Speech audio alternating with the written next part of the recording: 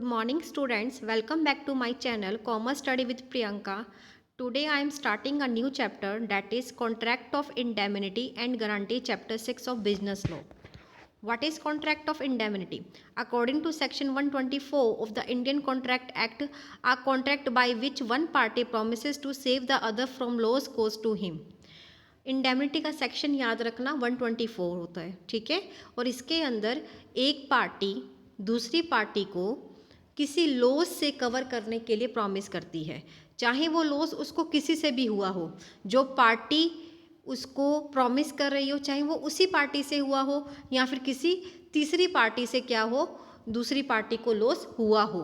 तो एक ऐसा कॉन्ट्रैक्ट है जिसमें एक पार्टी अपना कोई काम करवाना चाहती है और उस काम में अगर इन फ्यूचर दूसरी पार्टी को लॉस होता है ना, तो वो लॉस कौन करेगी? पहली पार्टी ही लॉस को कवर करेगी, ठीक है। तो इसको हम कहते हैं indemnity. According to section 124 of the Indian contract act, a contract by which one party promises to save the other from loss caused to him by the conduct of the promiser himself और by the conduct of any other person is called a contract of indemnity. हम कोई example लेते हैं, दो person लेते हैं, जैसे राम और श्याम लेते हैं, ठीक है। राम ने श्याम को हॉर्स सेल करने के लिए प्रॉमिस किया, ठीक है। राम कहता है श्याम को, मैं तुम्हें हॉर्स दूंगा, इतने रुपीज़ में हॉर्स दूंगा, सपोज आप 10,000 मान लीजिए, ठीक है। तो राम और श्याम के बीच में कॉन्ट्रैक्ट हो गया। अब एक थर्ड पर्सन आया जिसका नाम सुरेश था। सुरेश राम को कहता कि ये घोड़ा आप मुझे दे दो, अगर श्याम इन फ्यूचर आप पर कोई स्यू करता है, हॉर्स के रिगार्डिंग कोई स्यू करता है, तो उस स्यू से जो भी पेनल्टी होगी, इस स्यू के अकॉर्डिंग जो भी क्या होगी पेनल्टी होगी, उस पेनल्टी को मैं पे करूँगा। तो सुरेश ने राम से क्या किया, एक कॉन्ट्रैक्ट किया कि वो घोड़ा आप मुझे दे दो, ठीक है। और उस घोड़े का कॉन्ट्रैक्ट पहले हो चुका था ना, तो वो जो दूसरा पर्सन होगा, जो श्याम होगा, वो उस पर क्या करेगा, राम पर स्यू करेगा। लेकिन सुरेश ने कहा अगर वो स्यू करेगा और उस स्यू पे आपको कोई पेनल्टी लगेगी तो वो पेनल्टी को पे मैं करूँगा। तो यानी कि अगर आपको फ्यूचर में कोई लॉस होगा तो उस लॉस को कवर मैं करूँगा। इसे कहते हैं कॉन्ट्रैक्ट ऑफ इंडेमनिटी। आपको दो बातों का और ध्यान रखना है, इसमें दो टर्म्स हैं, इंडेमनीफायर जिसको हम कहते हैं हानि रक्षक, और एक होता है इंडेमनिटी होल्डर जिसको हम कहते हैं हानि रक्षाधारी। हानि रक्षक कौन होगा? जो पार्टी प्रॉमिस कर रही है उसको हम क्या बोलेंगे, हानि रक्षक बोलेंगे ना, इंडेमनीफायर बोलेंगे। और जो पार्टी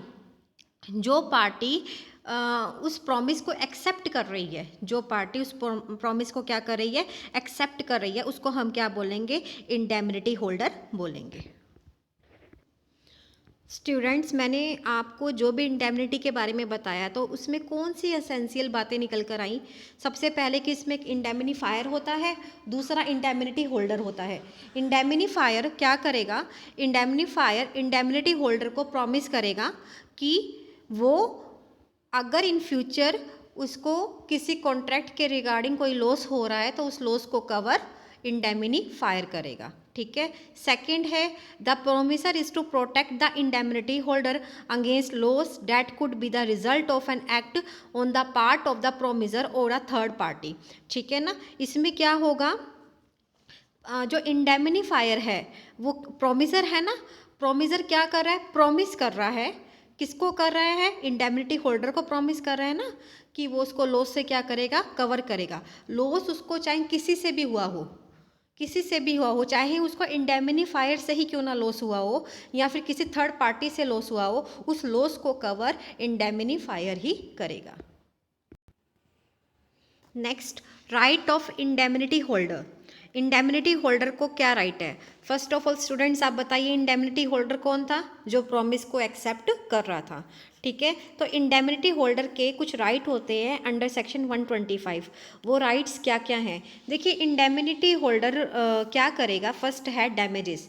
अगर इंडेमनिटी होल्डर पे कोई स्यू करता है, ठीक है, और उस स्यू के रिगार्डिंग उसको कोई पेनल्टी पे करनी पड़ती है, तो इंडेमनिटी होल्डर को राइट है कि वो पेनल्टी किससे भरवाएगा, इंडेमनीफायर से भरवाएगा, ठीक है। Second is cost of litigation. Cost of litigation का मतलब क्या है? ऐसे सभी खर्चे जो कोई स्यू करने पर करने पड़ते हैं, वो सभी खर्चे वो किससे भरवाएगा? इंडेमनीफायर से भरवाएगा। नेक्स्ट है sums paid under the condition of compromise. इसको सम्स कर लेना, ठीक है ना। Sums paid under the condition of compromise. इस पॉइंट में क्या है स्टूडेंट्स कि इंडेमनिटी होल्डर होगा अगर वो उस कॉन्ट्रैक्ट के रिगार्डिंग कोई खर्चे भी कर रहा है, अगर उस कॉन्ट्रैक्ट के रिगार्डिंग जो खर्चे कर रहा है। इंडेमनीफायर ने क्या कहा था कि आप ये कॉन्ट्रैक्ट कर लो, ठीक है, और इस कॉन्ट्रैक्ट के अकॉर्डिंग जो भी खर्चा होगा या जो भी लॉस होगा वो मैं कवर करूँगा। और अगर इंडेमनिटी होल्डर उस खर्चे को पे कर रहा है तो वो खर्चे के लिए वाद स्यू कर सकता है। किस पे कर सकता है? इंडेमनिटी फायर पे करेगा। वो क्या कहेगा कोर्ट में कि मेरा पहले कॉन्ट्रैक्ट हुआ था और इंडेमनीफायर ने मुझे कहा था कि सारे खर्चे वो खुद पे करेगा, तो ये जो खर्चा है ये भी इस कॉन्ट्रैक्ट के अंदर आता है, तो वो इस पर क्या करेगा? स्यू करेगा। नेक्स्ट हम एक बार रिपीट और कर लेते हैं। Right of indemnity holder damages के लिए वो क्या कर सकता है? वाद प्रस्तुत कर सकता है, सीयू कर सकता है कि जो डैमेजेस है वो पे नहीं करेगा। कौन पे करेगा? इंडेमनीफायर करेगा। कॉस्ट ऑफ लिटिगेशन, अगर वो कोई खर्चा कर रहा है, ठीक है ना। अब देखो सीयू करने पर भी खर्चा होता है ना, तो वो खर्चा वो खुद पे नहीं करेगा, वो कौन पे करेगा? इंडेमनीफायर करेगा, ये उसका राइट है।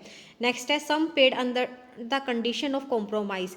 अगर उसने और भी खर्चे किए हैं कॉन्ट्रैक्ट के अकॉर्डिंग तो वो खर्चे भी कौन पे करेगा? इंडेमनीफायर करेगा। नेक्स्ट है right of indemnifier regains the right. Regains का राइट मतलब क्या है? रिगेन्स द राइट अगर इंडेमनीफायर ने कोई पेनल्टी पे कर दी है उस कॉन्ट्रैक्ट के अकॉर्डिंग, कोई पेनल्टी पे कर दी है। देखो एक कॉन्ट्रैक्ट हुआ जिसने इंडेमनीफायर ने इंडेमनी होल्डर को कहा कि आप ये काम कर दीजिए और ये काम के अकॉर्डिंग जो भी खर्चा होगा या जो भी लॉस होगा वो मैं पे करूँगा। अब इंडेमनीफायर ने क्या कर दिया? उस खर्चे को क्या कर दिया? पे कर दिया, या उस पेनल्टी को क्या कर दिया? पे कर दिया। तो इंडेमनीफायर को उस कॉन्ट्रैक्ट के अकॉर्डिंग सारे राइट्स मिल जाएंगे, ठीक है ना। इंडेमनीफायर को क्या होगा? उस कॉन्ट्रैक्ट के अकॉर्डिंग सारे राइट मिल जाएंगे। नेक्स्ट है right to sue third party. देखिए पहले तो क्या हुआ कि इंडेमनीफायर ने प्रॉमिस किया इंडेमनिटी होल्डर को। अब क्या हुआ? इंडेमनिटी होल्डर पे किसी थर्ड पार्टी ने स्यू कर दिया, ठीक है। तो स्यू कर दिया था और उससे पेनल्टी जो भी थी वो किसने पे की? इंडेमनीफायर ने पे की, ठीक है। अब इंडेमनीफायर का भी राइट बनता है कि अब वो क्या कर सकता है, अगर उसको कुछ गलत लग रहा हो तो वो अपने नाम से क्या कर सकता है? उस थर्ड पार्टी पे स्यू कर सकता है। Indemnifier is not bound by law to pay such damage which is not covered by the contract. ये तो आपको समझ में आ ही रहा होगा। Indemnifier is not bound by law. Indemnifier पर ऐसा कोई लॉ बाउंड नहीं होता कि वो उन डैमेजेस को पे करे जो कॉन्ट्रैक्ट के अंदर नहीं हो। जो कॉन्ट्रैक्ट के अंदर नहीं है इंडेमनीफायर उस खर्चे को पे नहीं करेगा। होप सो आपको समझ में आ गया होगा। Thanks for watching.